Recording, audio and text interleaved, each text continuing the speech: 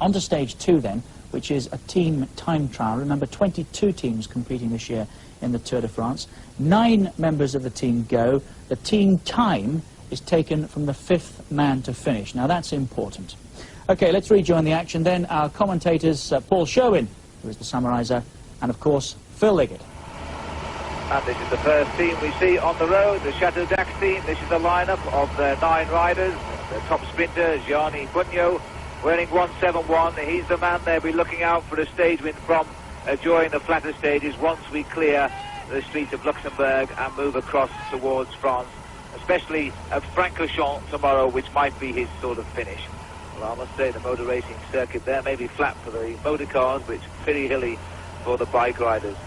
You can see the formation here, forming 2 diagonal lines, and it looks to me as though Ennio Venotti at the back there is having a little bit of a problem catching the back wheel of the rider in front. Very, very much a team race, and that the team will instruct any riders who are feeling a bit weak to stay out of the way, sit at the back, and let the rest get on with the rhythm. You saw one of the riders there raise his hand and give the rider in second place at the moment a little bit of a shove. It looks a bit windy by the echelons, Paul. Well, you can see the riders are strung out across the road here, but they seem to be having a little bit of trouble, the Chateau d'Ax team here, because one of the riders there had let the gap go. That's why his teammate pushed him just to make sure they kept the line going. In the red jersey there, you can see Zanatti, who won the hotspot sprint this morning, and that gives him the leader's jersey in the hotspot sprint competition. Well, this is the first team to go this afternoon, which means that they are the last team in the overall race classification of the 22 teams. The riders seeded from the slowest team to the best team. And by the way, you calculate your team standings on the first 4 riders in the race. By adding their times together, that gives you the team positions overall. 50 kilometers an hour on the clock, slightly more, 51. That's 32 miles an hour, this team going along, and this is the second team on the road, the Histor team, and there's Solon Lilholt in the green jersey sitting at the back of this group, and I would imagine his legs are aching quite a lot now in this big special time trial after that long breakaway of almost the whole race distance this morning. Well, Lilholt there, as you see, Phil, having a little bit of difficulty following the wheel through. He's obviously had a very hard ride this morning. He's wearing the green jersey there for the points, which is he's wearing. In fact, at the moment, the competition is being led by De Silva, because he's second place in that competition. He's wearing it tonight. But you can see, as the riders are going through there is Lilholt at the back. Very difficult ride for him today, and probably his teammates won't be too worried about him missing the turns. Well, he's sitting on, collecting the tickets at the back, and letting the boys make the pace. But this looks a far more drilled line-up than the previous Chateau d'Ax team that we saw. They're 3 minutes apart on the road when they leave the start house. And there's a quick rundown of their team. Etienne de Wilde, 162, he's the team sprinter. Luc Russen is the opted team leader here. A reasonably strong team that does these days figure very highly in the one-day classics, but I wouldn't think that in their lineup they have a potential Tour de France overall winner. But then with a prize list of £800,000. Riding, Paul, the technical advance in all the machinery now, these streamlined low-profile bicycles. We call them the funny bikes, but you can tell us a bit more about them. Yeah, well, it varies from team to team where the size of the front wheel that they use. Some teams use a 24-inch and some a 26. The team here uses a 26-inch front wheel with a disc at the back. That's a carbon fibre disc, which is to cut down the wind resistance at the rear end of the frame. But it's very noticeable in some of the teams that are starting today that certain riders, because of the terrain today, some of them aren't actually using these low-profile bicycles because some of the descents are quite tricky, and it's really a personal choice as to whether the rider uses a low-profile bicycle or not when the circuit's tricky. The team of Stephen Roach, there he is, at 151. They're still, despite all of his problems, the recognised solid leader of the Fagor team. And Stephen Roach now riding this Tour de France to see exactly what is in it for him. Situation at the moment at 24 kilometres. 5 teams have passed through there, including the Capi de Colombia team. The best time set by the Histor team of 28 minutes and 41 seconds. That's Solon Lilholt's team, and he's going to push hard here to try and take the yellow jersey off Acacio da Silva. And the second best time was done by Stephen Roach's Fagor team. They've gone through at 24 kilometres, just 16 seconds slower. The Capi de Colombia team here, well, they are the slowest of the 5 teams time through so far, 27 seconds down.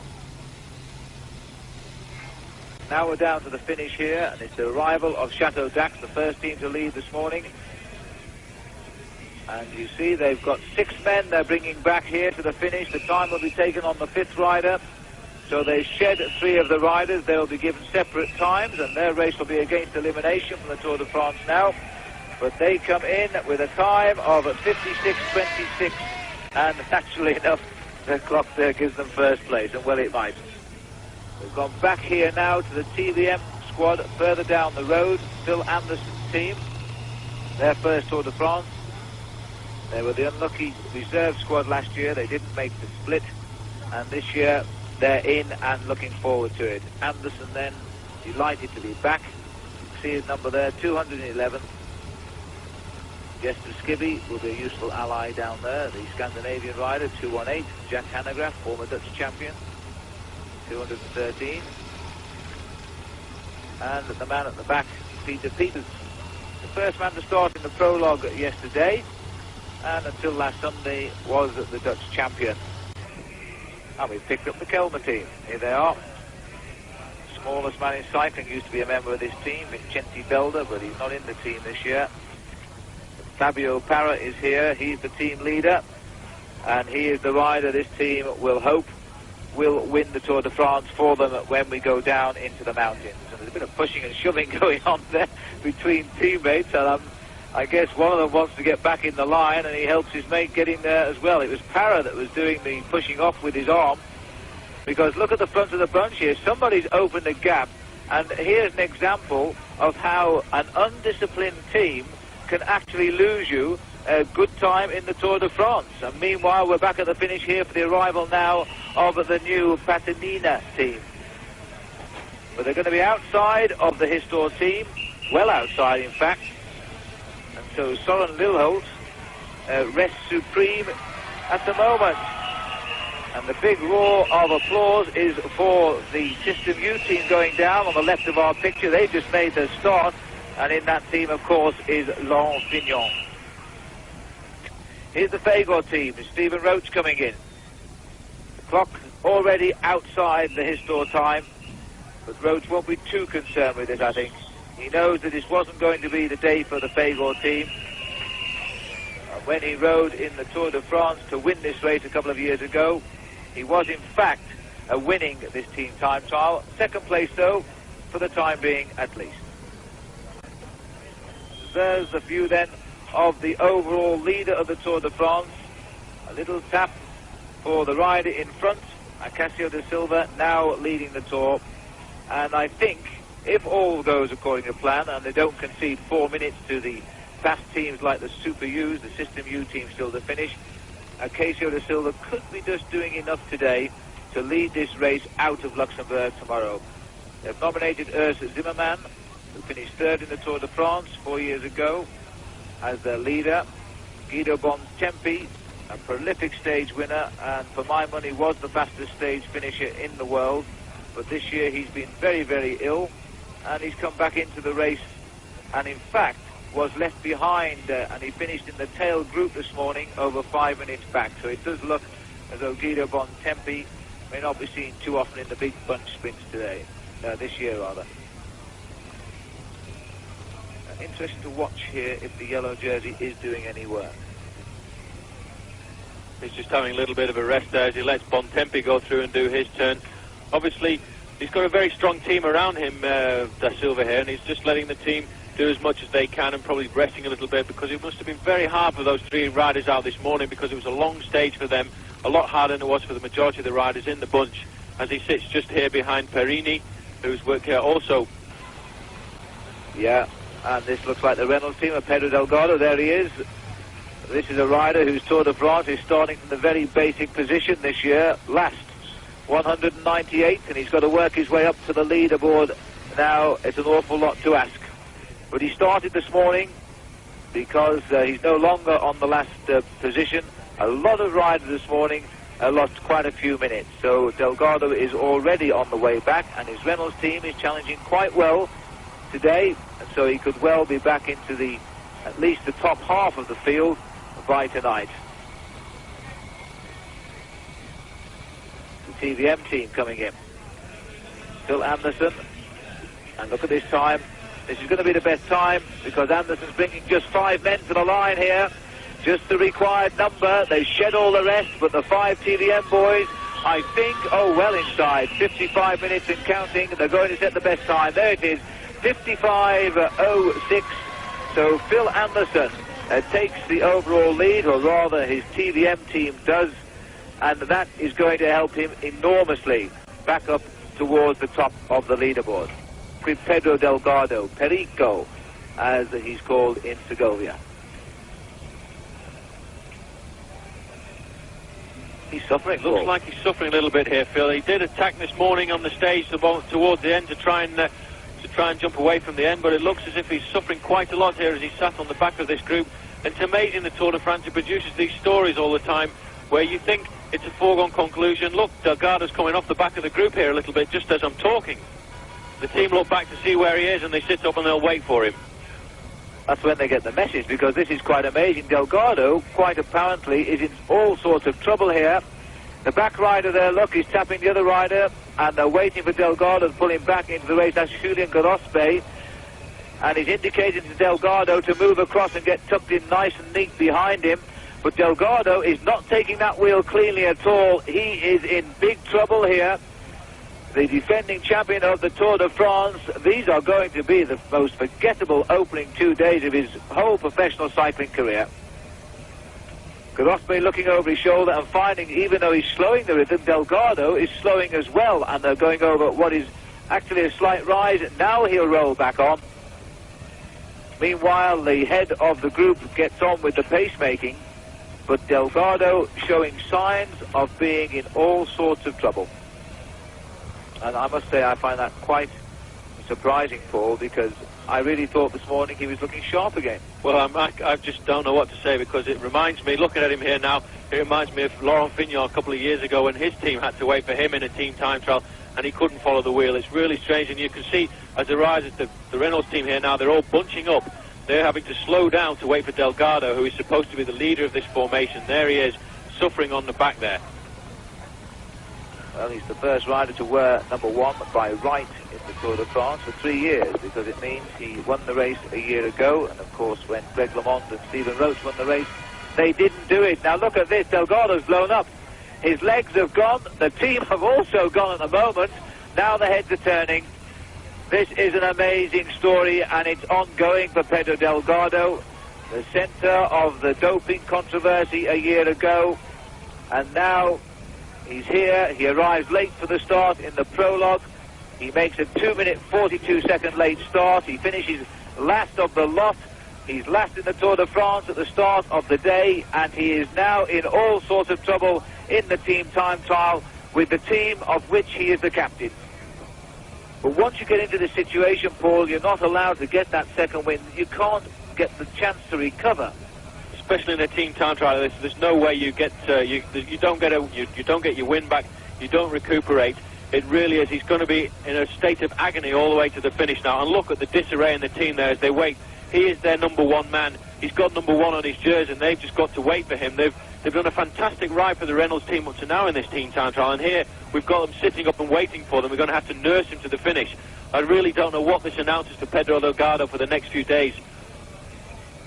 Well, Panasonic at kilometre 24, the team that used to rule the roost when they were the rally team, still the same manager in Peter Post in team time trials. They were never beaten for years, and now they're coming back again. The top at 24 kilometres, having knocked the ADR back into second place. Peugeot boys. The boys in blue, Robert Miller back with the team with which he started his professional career back in 1980. They wore white jerseys with black checkers on them in those days. They were just simply Peugeot. Now the Z Peugeot, new sponsor, more money. These professional teams at this level of competition are now costing in the region of over £2 million a season to run competitively at the top level. TVM holding on to that number 1 slot.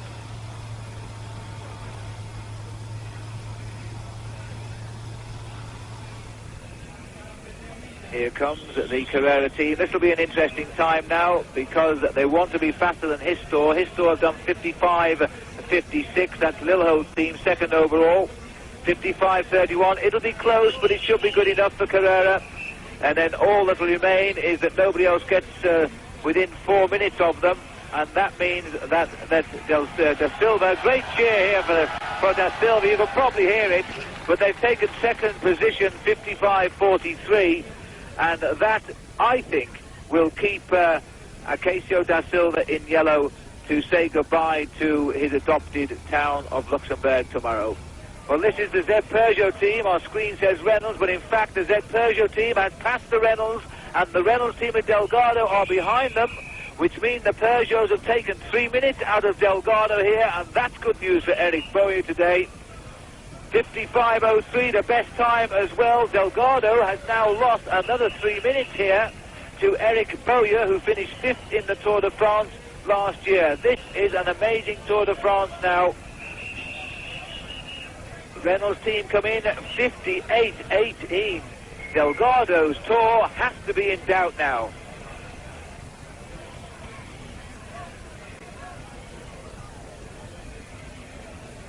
Delgado at the head of this group of riders as he comes in. No, he's not. Delgado here at the back of the group of riders as they cross the line, wearing number 1. A disastrous day, a disastrous weekend for Pedro Delgado. He may well have lost this Tour de France in 2 very simple days. Well, the ADR team coming up to the line. And a good time by Greg LeMond's boys. They're going to pip the Z Peugeots for first place. Greg LeMond's team are going to go top of the leaderboard here. He really is putting in his challenge this year for the Tour de France. Look at the time. 54 minutes and 39 seconds for Greg LeMond's ADR squad. But now we go to the finish. This one will be interesting. The arrival of Charlie Motte. He's driving the team to the line himself with Eric Canitou. And a little bit of help for the one on the right. It's the 5th man the clock stops on. They're going to be outside the ADR time, but they're also going to be very, very close to 2nd or 3rd position here. And as the RMO boys hit the line with Charlie Motte, the key man, they get 2nd place. 55 minutes and 2 seconds for Motte's team, and you won't get much better than that. He stays well in the picture with that ride. This is the finish now, is the arrival of Panasonic, and they look to me as though they're going to take ADR off the top of the list. The big return then of the Flying Dutchman Peter Post, who manages this team. He's now got himself a nice unit working together because they're going to cross the line in first place. A nice cheer from the crowd. Yes, 54 minutes, 20 seconds for the Panasonic boys, but they will know shortly when the manager tells them they were not the best time at the 24 kilometres point, and so they'll have to see whether they've come over the second half of this course better than the System U boys. This is the 7-11 team. They'll be the next team to finish on the outskirts of Luxembourg now.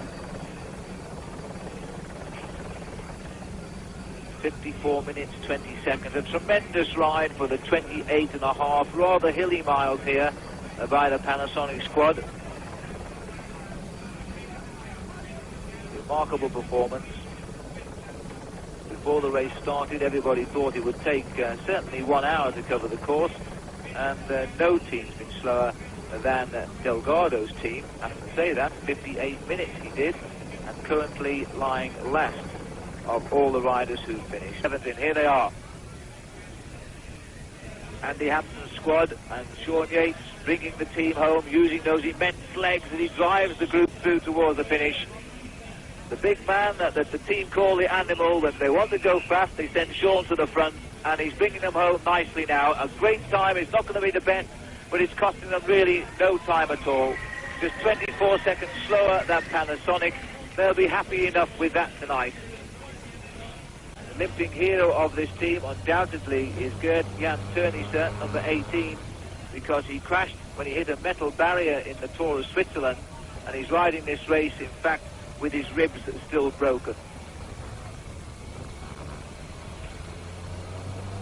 This is the penultimate team to come in. The Super U's should be the only team that will challenge Panasonic, but we'll see what PDM have done over this last half and see if they pull back. Number 13 there, Rudy Garland, leading the line at the moment. And Turney doing more than his share of the work, Paul. That's rather good, really, because the man with the broken ribs is now in the lead. Well, he's a strong boy and he's got a good mentality, and I think if he can get through the first 3 or 4 days of this tour, he's got his own physiotherapist with him to look after him for these first 3 or 4 days. You could see him coming back into form later on in this stage race. I would agree with that. And this crowd is getting bigger now as we head up towards the Avenue de la Liberté. First the back view of the team, now the front view, and here they are. Stephen Rooks is bringing the team home, the winner of the King of the Mountains a year ago, the first Dutchman ever to win that title. They're already outside, though, of Panasonic. And so Panasonic only have to worry about the Super U's now with Laurent Fignon, and what a result it would be if Fignon can pull that off for the team. 54.38 PDM, the third place for them. They're just 1 second slower than the Super Convex team. And here are the last team on the road, the Super U's, led by Laurent Fignon. Fignon, the only man in the Tour, in the team here, who could win the Tour de France. And what a good job he's making of it so far. Fresh from his victory in the Tour of Italy, Laurent Fignon is now looking for a solid Tour de France for a change. The press at the moment have got a lot of nice things to say about Laurent Fignon. They've even forgiven him for throwing a bottle at them last year during the race when he was getting a little bit fed up with the close attention, because everybody knew sooner or later he was going to abandon the Tour, so they stayed with him until he did. This year he's a different man. He's actually a very nice character indeed to talk to. Fignon wears 41. And we're not seeing him at the back. I guess he's driving this group at the front. Well, there's the time with a kilometre to go. Inside 2 minutes, Paul. Is it possible? It's very possible, Phil. It's going to be touch and go on the line, but with only 1 kilometre to go at the speed they're doing, they should do it in about 1 minute 10. I would think on the line, without any doubt, they've got a very good chance of getting inside the Panasonic time. There we go. They've got still more than a minute to go, so I think we're going to see Super U producing their first victory of this year's Tour de France. And further confirmation that Laurent Fignon is coming back to be a power in the Tour de France, as he was when he won this race in 1983 and 1984.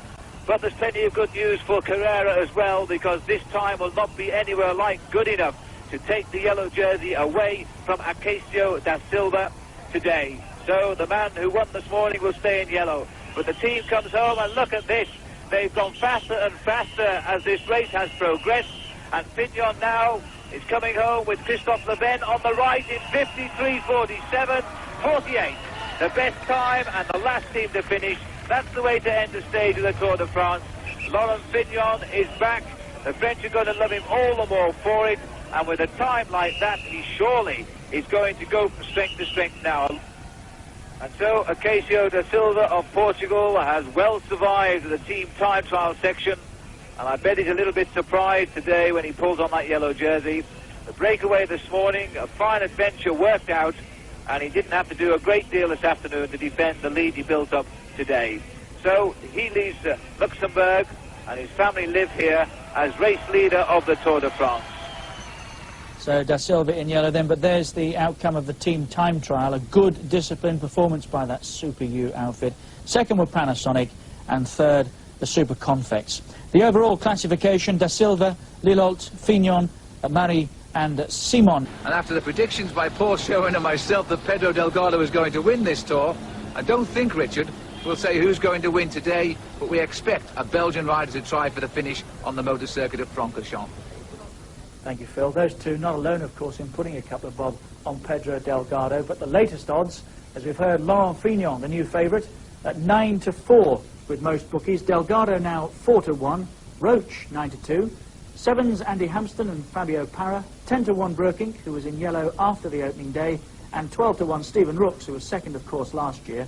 You can get 40-1 Sean Kelly and 50-1 on Robert Miller. A quick word about the route, which takes an anti-clockwise trip around France this year. 2,023 miles in total. It, of course, started in Luxembourg.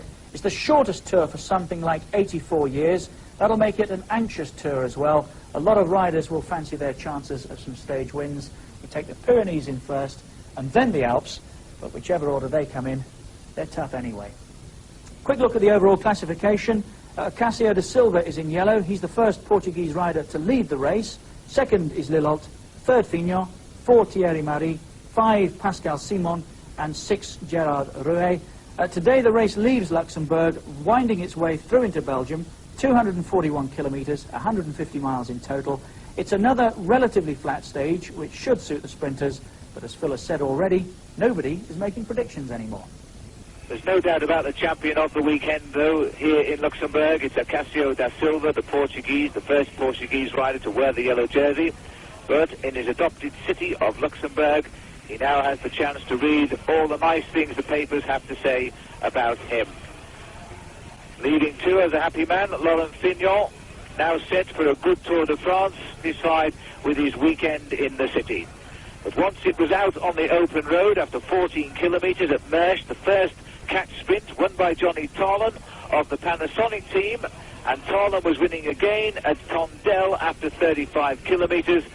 Noticeable that Paul Sherwin saw Johnny Tarlon in deep discussion with his manager Peter Prost this morning, and perhaps he's decided to go for this series because he won again, third in a row at Noville after 115. At Bielsham, it was Ludo Peters who won there, with Jean-Marie Wampers in second place, the rider who won the Paris-Roubaix Classic earlier this year.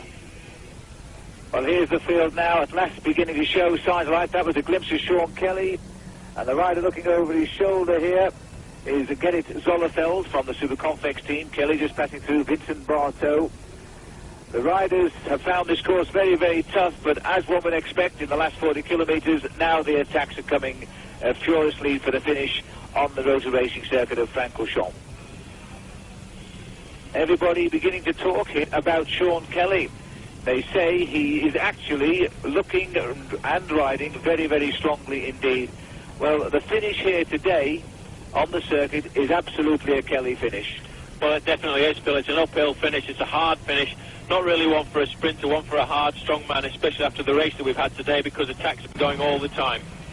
And there it looks like, I think, Yogi Muller going away from Israel Alcala, actually. Mexican rider, Alcala, on Kelly's PDM team. It might well be the PDM boys are going to try and monitor the attacks here and hope they can put Kelly into any move that might go away. Patrick Tolhoek there, 208. The riders entering their last 40 kilometres now to the line. Thus far today, no problems for the new race leader, Cássio da Silva. It has gone very much according to plan, the second longest stage of the Tour de France. And it really is the most difficult part of Europe, the undulations of the Ardennes. We crossed over the highest point in Belgium not very long ago. And of course, Belgium mainly a flat country, the high point at just over 3,500 feet. And the main field breaking up all the time now as different riders try to get a move underway. The circuit of Francorchamps itself very undulating indeed, and it is a good circuit for anybody who can finally get stuck into a small breakaway. Christian Chauvet sitting at the back here. He was the rider in that chasing group of 3 yesterday, which was swept up before the finish in Liège. And Jesper Skibby also in this move.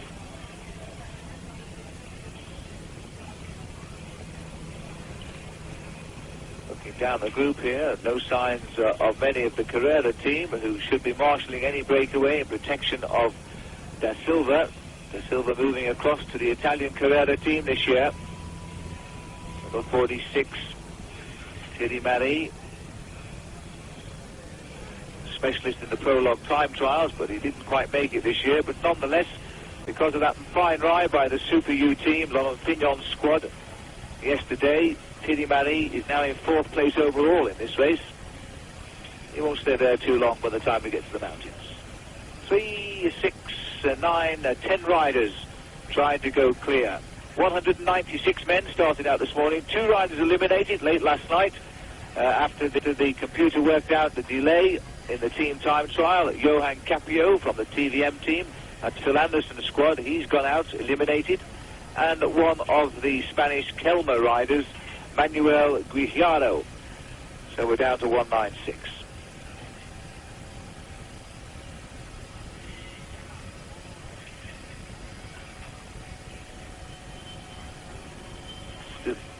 Still these 10 men. As you can see, the shadows here on the road. The sun has come out almost on cue as we cross the border from Luxembourg into Belgium. A border now as part of centralising the European community. There isn't really a border at all now between Belgium and Luxembourg. It's interesting to note that you can spend your Belgian francs in Luxembourg, but they don't allow you to spend Luxembourg money in Belgium. So let's see if we can give you the basis of the composition of this group at the moment. Number 218 is Jesper Skibby. Marshall Gayon is here. He wears 182. 154 is Chauvet from the Fagor team. 169 is Van Slyke. And number 12 just passing through there. That is Raul Alcala, and I think it's fair to say that Alcala was the man who started this break, and as you can see, the gap opened up. An interesting move indeed that Raul Alcala, a man on the inside, and that's Martin Early on the inside here, number 15, but we're back with the bunch, and there is Sean Kelly to the right of our picture. So the PDM team slowing down the chase here. They've manufactured a lead for Raul Alcala, and I would think that nobody would have looked to Alcala to try and slip away at this stage of the race. The TVM riders also in the blue and yellow jerseys here blocking for their man in the breakaway. So the breakaway may well have started. The circuit of Francorchamps is not very far ahead, and then we have 14 kilometres, 2 circuits of the famous motor circuit to come. So join us after the break. We're on the motor racing circuit in Spa-Francorchamps. Just 1 lap to go, that's 7 kilometres, and the main bunch about 1.5 minutes back. Well, here they come. And they get the bell this time now. Alcala racing to gain time over the field, while the other 3 will try to get the stage win. And the Frenchman Thierry Marie, who's not helping at all this breakaway, could still be the man in yellow tonight if the clock plays it that way when they cross the line. This is still the remnants of the original group here. This is Pensek. Pensek really has slipped up there, letting Madio jump away from them, because Pensek is one of the riders the Z team would be looking to try and do a ride overall in this Tour de France, and it's a pity he's missed a move like that, and he shouldn't have done. Maybe a minute's inattention, he let Madio slip through his fingers.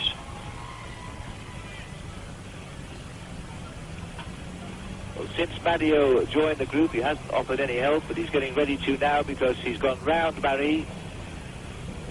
Marie's staying last man, he's not helping at all.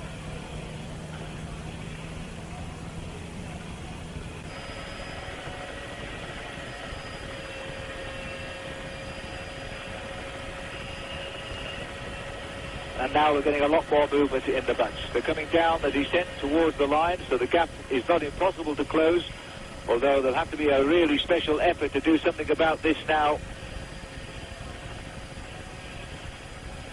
They sweep down at least 50 miles an hour as they then cut the corner tight and start the steady drag up towards the finish.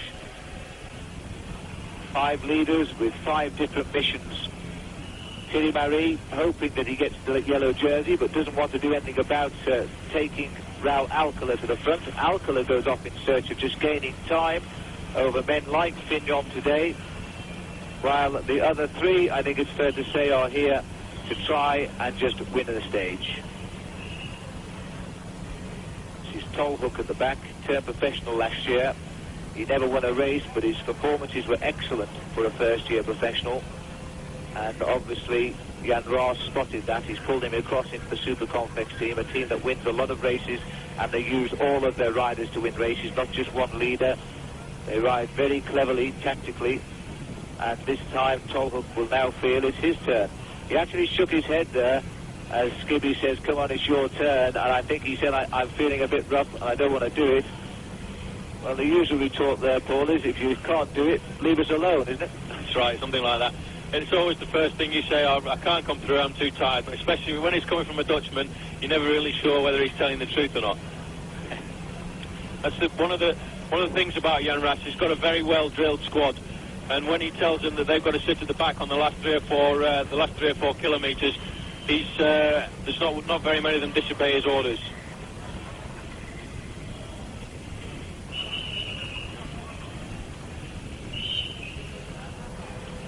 Madio, having done his turn at the front, goes behind Marie, and he'll try to coax Marie to go forward in this line and do some work. Alcala comes back, he's done his bit. Then comes Tolhoek. He's the rider doing their bit, keep the pace high just a little bit, and then drop off, jump into the slipstream of the man. There's Skibby, and you see Tolhoek has dropped and left a gap and made Skibby go into it. So he's not doing his full turns anymore. It might be he's tired, it might be he's just trying to hold something back for the sprint. It's a tough finish. It's not a pure sprinter's finish by any means. It's a finish, in fact, for Raul Alcala, but I think he's given away most of his energy trying to keep this breakaway clear. These riders now all looking at each other for little telltale signs to see if there's any weakness there. Skibby's done a lot in this breakaway as well. He's looking around all the time to check and make sure the others are going to come through. There you've got Thierry Marie on the front now. He's obviously decided that he wants to try and keep this breakaway away now that he's sure that the break's not going to be too dangerous for Laurent Fignon. Plenty of effort left in the face of Thierry Marie. He's not a man in trouble, that's for sure, even though he's not working so hard. This is just Skibby's second Tour de France. Very dangerous for the moment, this field, because they're all starting to look at each other, and I've heard that Van Slyke has now managed to jump away from those other two companions in the breakaway behind, and he's 20 seconds from these riders now. If he comes up to this group, it's very dangerous for them, because he'll be one of the best finishers here now. Rick Van Slyke trying to cross the gap. If he does that, that could be the end, because he's a good finisher. Marc Madio on the right, looking across them, trying to urge them on a little bit. Everybody in this group is now sensing that this is the psychological point on the circuit, the long drag. The Grand Prix motorcyclists would have noticed this drag yesterday, but these riders with the legs will... Well, they're all twitching now, Phil. They're all waiting. Everybody's expecting on this last climb for one of the others to attack. They're all waiting for the first one to attack, to react, to make sure nobody gets away, and they'll leave it up to the sprint. But you can see Tolhoek at the back there. He's just teeing himself up. He's waiting, and I think it won't be very long before he has a little dig on this climb. Madio having to do more work, but constantly looking around to his left, to his right, to his left, to make sure nobody makes a jump. Skibby tests the water. Madio takes his wheel, and Marie, you see, very quick into the third place. He's not tired by any means. He's waiting and watching. Alcala goes, that's the place he has to go, and he has the legs by the look of it now. Marie has hesitated, and it's been left, in fact, to Skibby to go after him. Well, Alcala started the original breakaway of 9. He forced the sprint to put these men in the lead, and now he's trying to go for what will certainly be an excellent win at this stage of the Tour de France for the Mexican. Well, everybody expected a Belgian rider or a Dutchman to win a stage, but certainly no one will have marked down for a Mexican winner today. So Raul Alcala makes his move, but the reaction is coming quite quickly from the other four. Yeah, it looked there as if it was Thierry Marie who came to the front and tried to chase him there. And that motorbike is placed very, very badly, Phil, because it acts as a carrot to the chasing riders. And I don't think really he should be there. He should be on the other side of the road away from the race, because he's actually falsifying the race a little bit. So the gap is opening. This is the moment of hesitation. If you wait more than a minute, then the chances are you will never cross this gap. Looks like Thierry Marie there trying to respond. He's the one who's used the least energy up in this break, and he's the one going away around the corner there, trying to bridge the gap up to Raul Alcala. But Alcala really has flown away here. Well, Alcala has come here with great form. It was evident in the Tour of Switzerland when he was setting the pace for the PDM team on the mountains, and yet not actually trying to race to victory. They were using the race as a training race, so he has the form.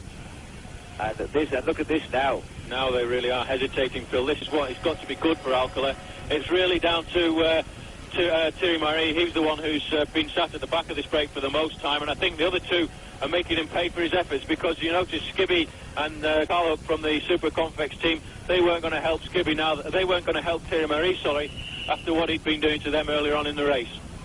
Under the kilometre kite, and Raul Alcala is going to take this one for Mexico unless they make a very fast decision.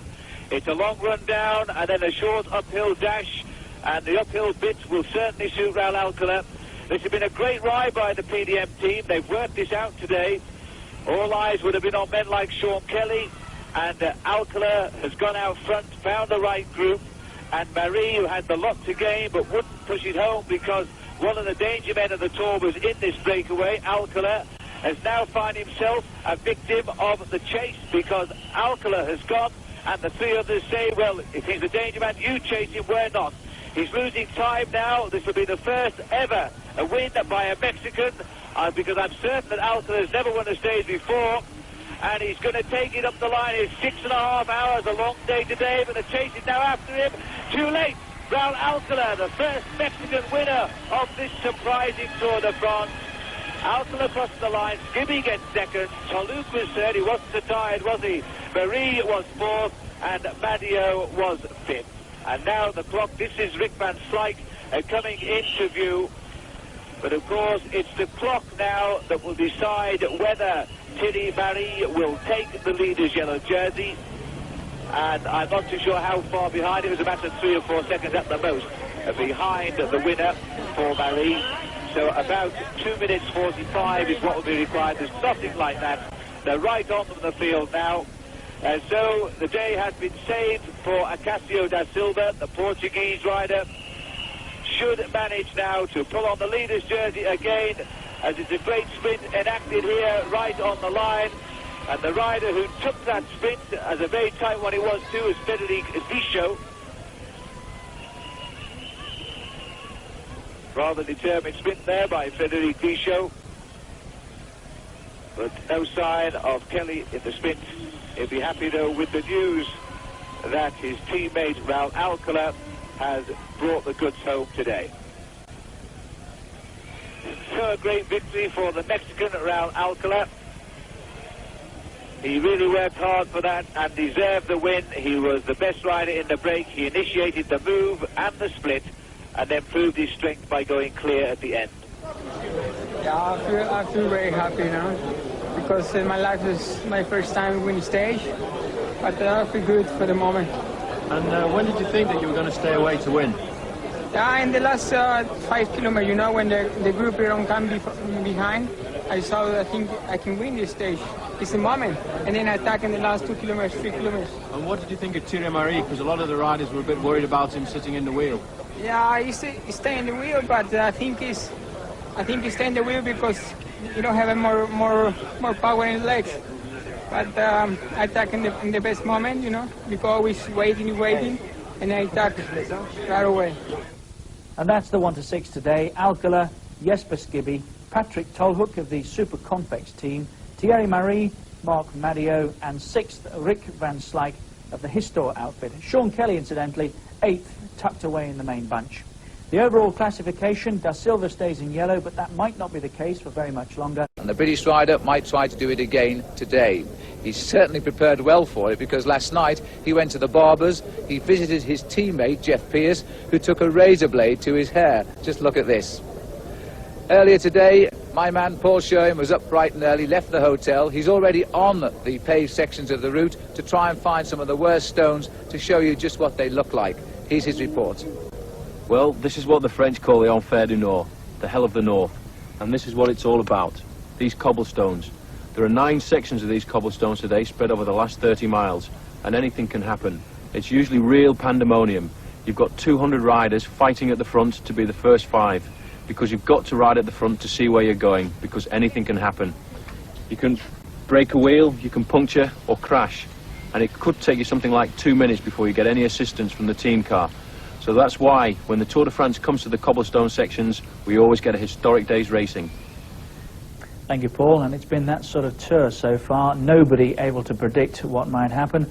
It looks as though we're in for much of the same again today. On to Vaskerhal then, and the dreaded cobbles. Phil mentioned Sean Yates. Just to expand on that a little, you'll remember Sean, I'm sure, winning the individual time trial into Vaskerhal last year. And like Herrera's win, meant a good deal to Sean. Also looks good on the CV. The overall classification, despite Alcala's win yesterday, Portugal's Acácio da Silva is still in yellow. Then it's Lilholt, Marie, Fignon, Pascal Simon, and 6th Alcala. Sean Kelly, his PDM teammate, is 14th, and you'll see him chasing the green points jersey today as well. Kelly picked up some useful points with some good early time bonuses yesterday. The stage, it's 250 kilometres, 153 miles, across the Belgian border and on into France. It's a long day, and a really tough finish lies in wait. Well, as you join us now, the race is in full flight, and these are the 3 leaders. Ver.Ⅱ of the Super U team, Federico Echebe of the Spanish BH team, and Marshall Gaillon from the Toshiba team. It's going at the back here at the moment, and these 3 riders, having broken away as the race came onto the cobbled sections of the course today, and what a race it's been, because the stage has averaged almost 25 miles an hour.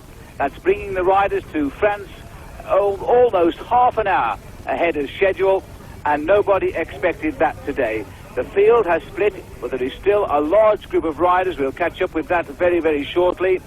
As we go back here now to the bunch on the pavé, and the red light flashing on the race director's car here, waiting for any possibilities that may occur here, because the roads are so narrow. This is where all the dangers are now for the Tour de France. As there's the first glimpse we have of the field, and you can see just how they are fragmenting. These are the 3 leaders now. We've got here at the back Marshall Gaillon. He's 110th in the Tour at the moment, over 5 3/4 minutes behind the leader, Acácio da Silva. But that won't matter now. We've got 2 more riders here trying to make progress as well, and here's the whole field right on them. Sean Kelly in the green jersey, you can see it, they're reflecting from way down below there. And Kelly is wearing the green jersey today, but it's not his yet. Søren Lilholt is the leader in that competition, but a good finish by Kelly today will put him in the lead in that competition. That's for sure. These are the roads that Kelly absolutely loves, and he's been riding at the front of this race from the minute the first cobbles were sighted. And there's a little wave there from Ver.Ⅱ asking the motorcyclists to get out of the way, because they need all of the road here, and you've driven the whole course, Paul. You actually lived in this area, so you know these roads so well. Well, it is. It's a very, very hard run in today, and Kelly will absolutely love it, because he loves this kind of Belgian racing. The races where, as we're talking now, Phil, it looks as if the gap must be coming down, because they forwarded the neutral service car. The yellow car there from Mavic is the neutral service behind the breakaway group, and I would think it won't be very long now before we see the bunch coming back now. And here's the field, led by the TVN team. Attacks coming now furiously here from the Super Confex team, who are trying desperately to get into the chasing group.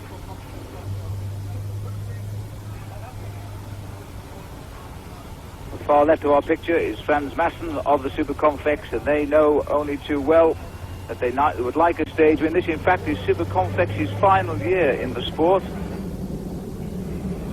And you can see the peloton, a French name for this great big bunch of cyclists down below us now. There's still, Paul, a lot of riders that are coming back all the time after the bashing they've had on the early sections of bad cobbles. They're coming onto the back of the race all the time. It's not doing as much damage, it appears, as it might. Well, I thought it might have split the race up a lot more, because those were very, very hard stretches of cobbles. But the thing is that the way the riders race these cobbles in a stage race such as the Tour de France is very, very different to the way they will race them in Paris-Roubaix. When in Paris-Roubaix, you know there's no tomorrow. You give everything you've got, and it's not really a problem if you don't start again. But in the Tour de France, you know you've got to get up and do the same thing again the next day. And it looks to me as if the Super Confex team really are launching men into attack here. Looks like Tom Pool's there trying to jump away. Dutch and the Belgian riders They're the ones who have won the majority of the races over here in the Hell of the North. As Poels now tries to lead the chase, Carlos Bowman, the champion of Belgium, also at the front of that group, but Kelly is never far away. He's riding today like a man with his tail up. He hasn't won a stage of the Tour de France since 1982, and that I find absolutely amazing for this top rider. Well, Phil, on top of that, this race has been very, very hard today. It's not all been over the flat circuits of the run into Wascal over the cobbles. There were some very stiff climbs early on, like the Citadel de Namur. That will give one or two of the riders heavy legs. And we've gone back. There's a crash here. There's a crash here as we go back. The TVM boys are in all sorts of trouble. As TVM, and this rider here is Jan Siemens, who's gone into the ditch, and this is always the danger, because when the bunch is chasing, the men on the outside tend to get flicked off into the ditch. Well, Phil, this is why all these riders are fighting all the time to go into these sections of cobbles in the first 4 or 5, because that's the only way that you can have it. And it looks as if that's Sean Yates there, I think, Phil, has also come off in that crash. Yes, it was. So Sean Yates has gone down. This is Thierry Marie, Phil, who was away yesterday. Thierry Marie has gone down, and so that's the unexpected always happening. Marie, of course, is third overall in the Tour de France. He's now facing a chase without his team. They'll sacrifice him. It's so near the finish.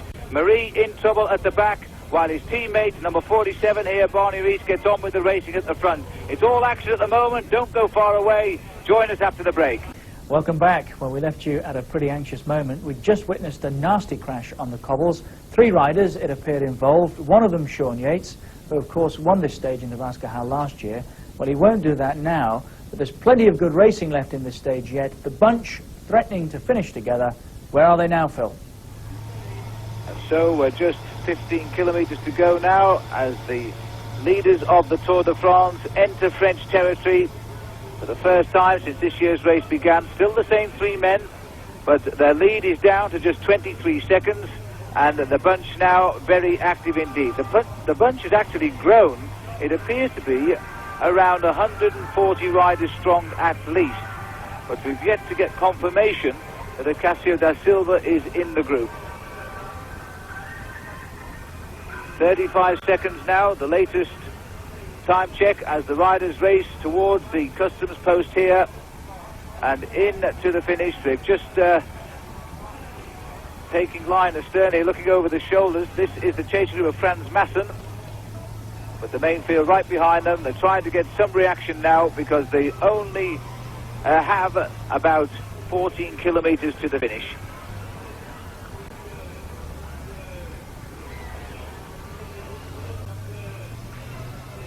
I don't think, Paul, that those 3 surely can survive a chase like this. Well, with these teams that are attacking at the back now, we've got some of the strongest teams here who aren't represented in the front, the Panasonic team and the Super Confex team. And now that we're back onto the flatter stages, the Super Confex won't want to let any stage wins get away from them, because they're the team, as in last year's Tour de France, who were there every time the stages were flat. They were there to take the stage victories. And as you can see, Frans Masson, although he's not in the same jersey as the rest of the team, he's in the Dutch National Champions team, he, as well as the other Super Confex riders, are attacking all the time. Frans Masson dropping back with the red top on his jersey there. Super Confex boys. Kelly, always obvious in that green shirt. He tries to make sure he never loses more than about 10 positions at the front of the group. He keeps out of trouble. And there's an attack here, going very, very quickly. Marshal Gaillon. He's tried once before, he's tried again. Barney Rees chases him, but it looks as though the Spaniard has decided he can't go to answer it.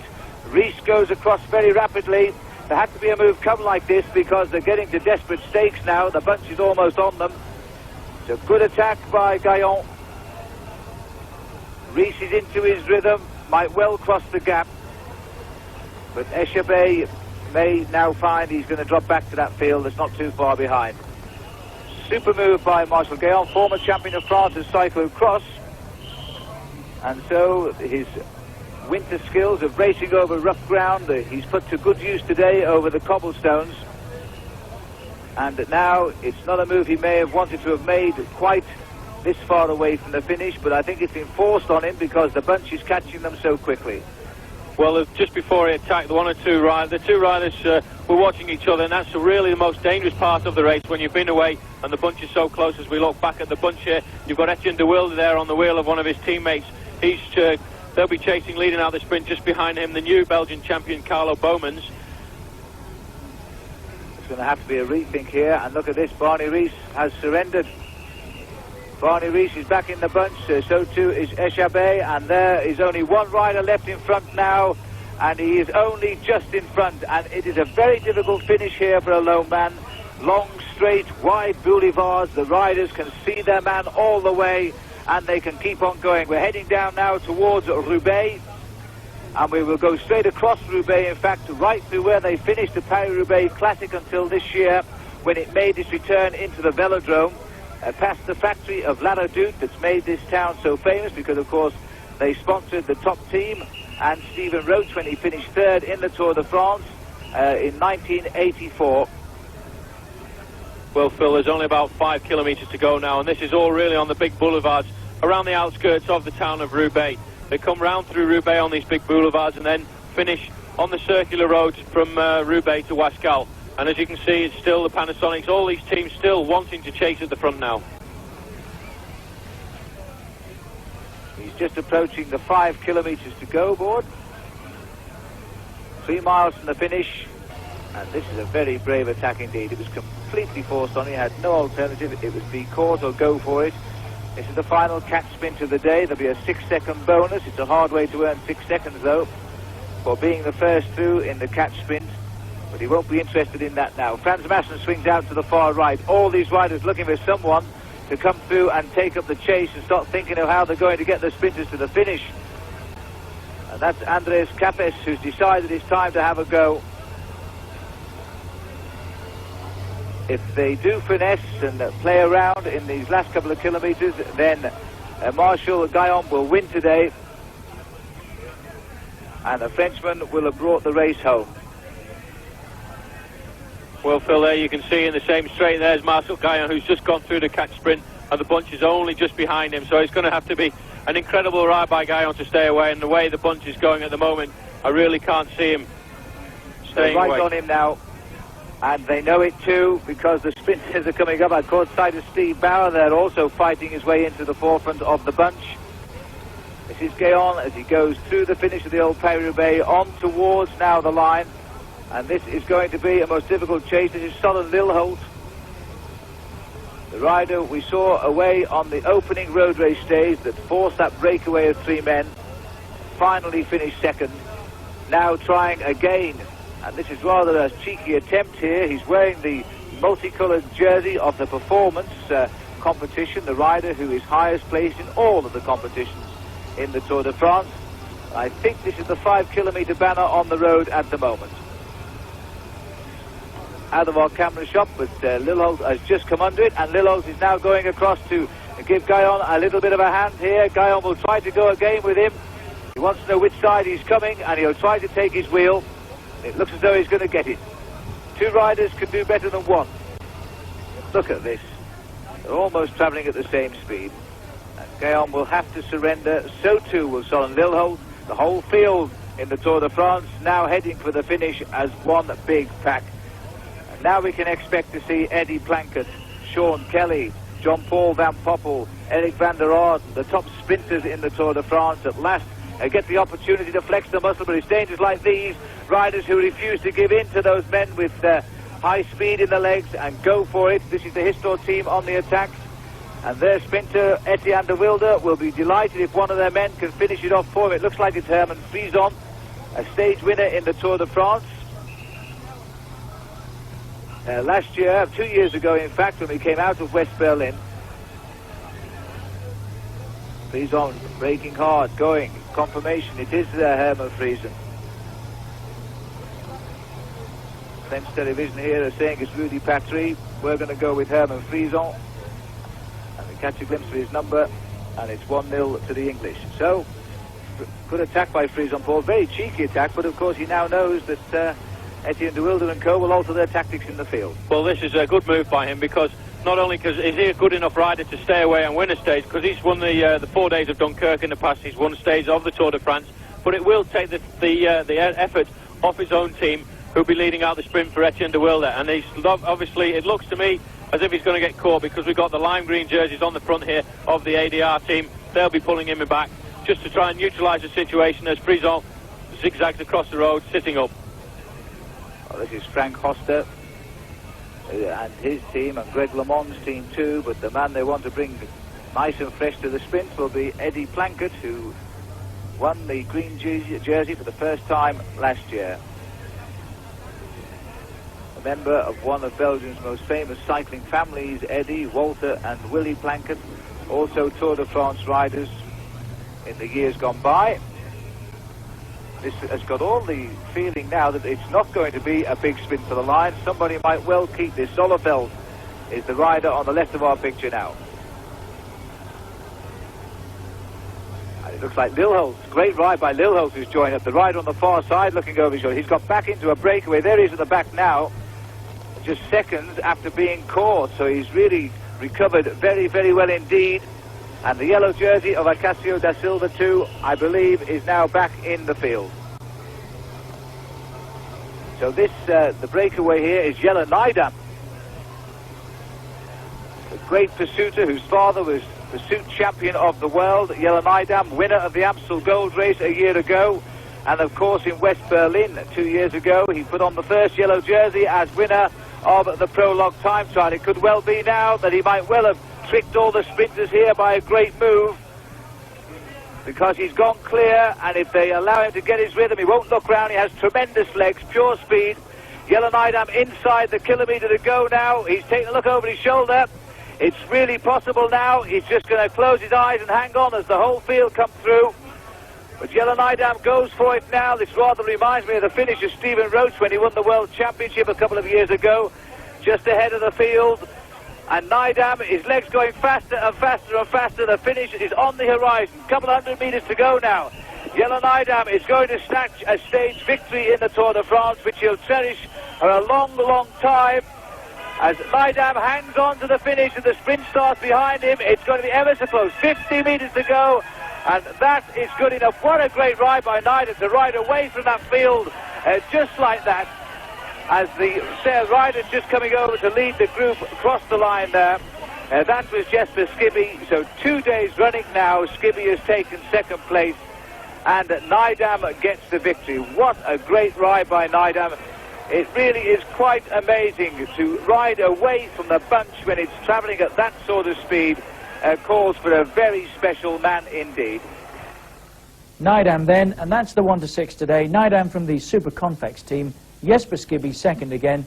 Then it was Marcel from Greg LeMond's ADR outfit, Jérôme Simon, Lilholt and Indurain from the Reynolds team, and that's some small success for them at last after Pedro Delgado's recent disappointments.